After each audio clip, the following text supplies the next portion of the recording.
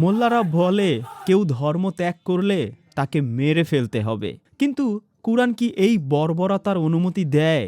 যে কুরআন বলে দিনের পথে কোনো জোর জবরদস্তি নেই, সেই কুরআন কি মানুষ মারার কথা বলতে পারে?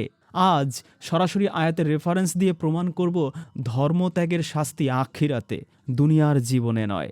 বিশ্বাসের স্বাধীনতা, সূরা বাকারা আয়াত 256। আল্লাহ বলছেন, দিনের ব্যাপারে কোনো জোর জবরদস্তি নেই, লা ইকরাহা ফিদ্দিন। এটাই হলো ইসলামের মূল সংবিধান। সূরা কাহাফ আয়াত 29।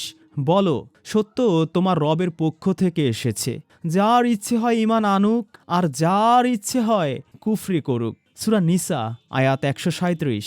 যারা ঈমান আনে তারপর কুফরি করে, আবার ঈমান আনে আবার কুফরি করে, আল্লাহ তাদের ক্ষমা করবেন না। এই আয়াতটা ভালো করে পড়ুন আর ভাবুন, যদি ধর্ম ত্যাগ করলে বা কুফরি করলে মৃত্যুদণ্ডই শাস্তি হতো, তবে আল্লাহ রাব্বুল আলামিন এই আয়াতে বারবার ঈমান আনা আবার ঈমান ছাড়ার সুযোগ দিতেন না। তাহলে এই আয়াতে এই সুযোগ সে কোথায় পেল?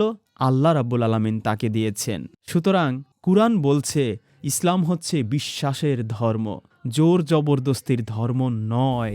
তলোয়ার দিয়ে মানুষ মুসলিম বানানো যায় না, কেবল মুনাফেক বানানো যায়। সুতরাং কুরআনের উদারতাকে ধারণ করুন, আল্লাহ রাব্বুল আলামিনের দয়া মায়া রহমতকে ধারণ করুন।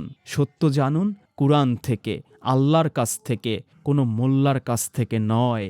কারণ আল্লাহ এই কুরআন কোনো মোল্লাকে ঠিকাদারি দেননি। লা ইকরাহা ফিদ্দিন।